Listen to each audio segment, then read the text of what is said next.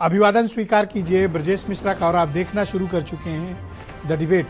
आप ये सोच रहे होंगे कि मेरे पीछे ये तस्वीर आरएसएस प्रमुख मोहन भागवत की क्यों लगी है। बहन भाइयों, आज हम उन्हीं के मुद्दे पर चर्चा करने जा रहे हैं।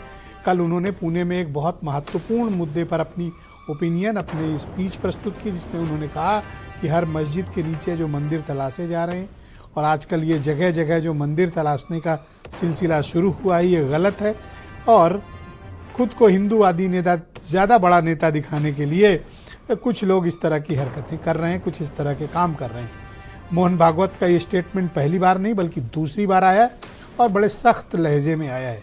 तो अगर आरएसएस की चीफ कोई बात कहते हैं बहनों भाइयों, वो बहुत ही सुविचारित होती है और बहुत व्यापक कंसल्टेशन के बाद आरएसएस प्रमुख का मुंह खुलता है किसी विषय पे। अगर उन्होंने ये ओपिनियन प्रस्तुत की है तो क्या आने वाले दिनों में इसमें कोई तब्दीली आएगी, या फिर मणिपुर में जैसे उनकी ओपिनियन को इग्नोर कर दिया गया था, क्या इस वाले को भी इग्नोर किया जाएगा? आज चर्चा है इसी विषय की। बहन भाइयों, आरएसएस के प्रमुख मोहन भागवत ने पुणे में एक स्टेटमेंट दिया कि कुछ लोग ज़्यादा बड़े हिंदू नेता बनने के लिए और विशेष तौर पर राम मंदिर के उद्घाटन के पश्चात कुछ लोगों ने इसे सिलसिला बना दिया है कि हर मस्जिद में मंदिर तलाशे जा रहे हैं। उसके पहले उन्होंने स्टेटमेंट दिया था हर मस्जिद के नीचे शिवालय ढूंढे जा रहे हैं। इसको उन्होंने गलत बताया। जो कुछ भी हो रहा है, चाहे वो संभल में हो, अटाला में हो, अन्य प्रदेशों में हो, अन्य जगहों पर हो रहा हो, संघ इसे उचित नहीं मानता। आरएसएस प्रमुख की बात से तो अब यही लग रहा है और वो हर स्थान पर मंदिर तलाशने की जो मुहिम है उसके खिलाफ है। उनका कहना है कि ये कुछ लोग अपनी नेतागिरी के चक्कर में ऐसा कर रहे हैं, खुद को हिंदू नेता दिखाने के लिए कर रहे हैं। तो ये मोहन भागवत ने किसके लिए कहा है? कौन बड़ा हिंदू नेता बनना चाहता है और इस स्टेटमेंट का क्या मंतव्य है? यह स्टेटमेंट किसके लिए है उनका? इसके कारण क्या है? क्या वाकई में कुछ इन दिनों देश में ऐसी स्थिति बनी कि हर कोई मंदिर की तलाश में लग गया? और आरएसएस प्रमुख का कोई भी बयान, बहनों भाइयों, जितना हम लोग पढ़ पाए और समझ पाए हैं बाहर से, उसके मुताबिक उनका चीफ यानी आरएसएस के प्रमुख कोई बात यूं ही मुंह से नहीं निकलती उनकी। अत्यंत सुविचारित तरीके से समझने के बाद, राय मशविरा लेने के बाद आरएसएस के प्रमुख कोई बात कहते हैं और जब वो कहते हैं तो वही आरएसएस की बात होती है। तो नाउ इट्स क्लियर कि आरएसएस प्रमुख ये जो कुछ भी चल रहा है इसके खिलाफ हैं, इसे पसंद नहीं कर रहे हैं। कारण क्या है? बहनों भाइयों, आरएसएस की एक खूबी है कि वो ग्राउंड के फीडबैक के हिसाब से काम करते हैं। एक उनकी कोर विचारधारा है, लेकिन वो फ्लेक्सिबिलिटी है उसमें, मतलब नीचे भी कर सकते हैं, ऊपर भी ले जा सकते हैं। तो कोई भी बयान अगर आता है तो वो ज़मीन से जो आ रही आवाज़ें हैं, आम लोगों के बीच जो कुछ चल रहा है, उसको समझने के पश्चात उसे अपनी पॉलिसी में अकोमोडेट करते हैं। यही आरएसएस की खूबी उसे 100 साल से जिंदा किए हुए। वरना कोई ऑर्गेनाइजेशन आपको आसपास ऐसा नहीं दिखेगा जो पीढ़ी दर पीढ़ी मजबूत होता गया हो और जो कभी टूटा ना हो, इसमें कोई डिवीजन ना हुआ हो और वो अपने मूल स्वरूप में, अपनी मूल विचारधारा के साथ बरकरार हो। वो संस्था सिर्फ आरएसएस है। दुनिया भर में और एक आध उदाहरण होंगे तो होंगे, पर आरएसएस का उदाहरण नहीं मिलेगा।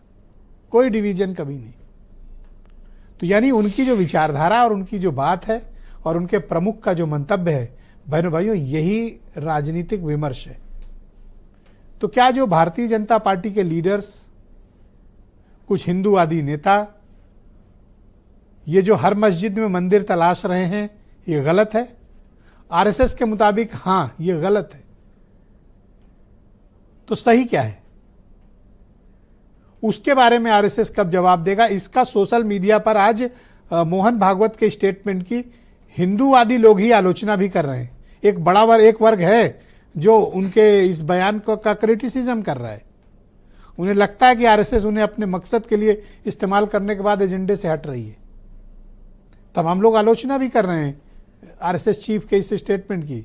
लेकिन मैं आज से कह रहा हूं कि आज से अगर उनका ये स्टेटमेंट जब से पब्लिक हुआ है, बीजेपी इस लाइन की तरफ तो नहीं जाने वाली। जाएगी भी तो बहुत माइल्ड होके जाएगी। तभी कुछ करेगी जब उसे कुछ राजनीतिक रूप से बड़ा मिलना होगा, तभी वो विचारधारा के वायलेशन में जाएगी। वरना फिर ये आरएसएस के विचारों का उल्लंघन माना जाएगा। और आरएसएस में उल्लंघन का मतलब अडवाणी जी का उदाहरण है। लिहाजा आने वाला वक्त अगर इस तरह की राजनीति को बीजेपी को आगे बढ़ाना है तो उन्हें बदलाव लाना पड़ेगा, आरएसएस के मुताबिक चलना पड़ेगा। क्या बीजेपी चलेगी? बहन भाइयों, आज हम चर्चा इसी विषय की करने वाले हैं। पहले आज आपके कुछ बयान सुन लें, फिर मैं अपने अतिथियों से आपका परिचय कराऊंगा। श्रद्धेचा आदर त्यामुळे राम मंदिर झालं पाहिजे, ते होत आहे। हिंदूंची श्रद्धा असताना हिंदूंना वाटतं, परंतु असं केलं म्हणजे हिंदूमध्ये नेता होता येतं म्हणून, किंवा अतिरेकी भूतकाळाच्या ओझ्याच्या परिणामामुळे अतिरेकी तिरस्कार, द्वेष, शत्रुता, संशय याच्या पोटी रोज एक नवीन प्रकरण काढणे हे कसं चालेल? हे नाही चालणार। शेवटी आपण आपलं सोल्युशन काय आहे? जगाला आपल्याला दाखवायचं आहे की आपण सगळे एकत्र नांदू शकतो। आपल्या देशात त्याचा छोटासा प्रयोग झाला पाहिजे। तो प्रयोग करताना आहेत आमच्या या सगळ्यांना सामावून घेणाऱ्या अनेक पंथ संप्रदायांच्या विचारधारा आमच्या इथे आहेत। जब 5 लोग मर गए, न जाने कितनों पे झूठे मुकदमे लग गए, न जाने कितनों को अपमानित होना पड़ा है, घरों में पुलिस गई है, महिलाओं के साथ अपमान का व्यवहार हुआ, तब कह रहे हैं कि हर मंदिर को नहीं खोदना चाहिए। तो अगर किसी व्यक्ति ने, इतने महत्वपूर्ण व्यक्ति ने अगर ये स्टेटमेंट दिया है तो उनकी जिम्मेदारी बनती है उनके दल के लोगों की कि सभी संभल वाले उत्तर प्रदेश के लोगों पर जिन पे झूठे मुकदमे लगे हैं उनके मुकदमे वापस हों। ये बात जो उन्होंने आज के पस मंजर में कही है तो ये बहुत अहमियत रखता है और बहुत बड़ी बात है। इसका हम स्वागत करते हैं, इस्तकबाल करते हैं। ये लोग मोहन भागवत जी की बातों को सुने और उस पर अमल करें। तो बहन भाइयों, आज की परिचर्चा को आगे बढ़ाएंगे। मेरे साथ संजय सिंह बीजेपी के लीडर मौजूद हैं, अंशु अवस्थी उत्तर प्रदेश में कांग्रेस कमेटी के प्रवक्ता हैं, अशोक सिन्हा जी मेरे साथ मौजूद हैं, राष्ट्रीय स्वयंसेवक संघ से जुड़े हुए हैं, जाने माने विचारक हैं, पंडित अमरनाथ मिश्रा अयोध्या सद्भावना समिति के अध्यक्ष, सैयद मकसूद अशरफ बहुत ही जाने माने इस्लामिक स्कॉलर हैं, फराज किदवई समाजवादी पार्टी के प्रवक्ता हैं, और वीरेंद्र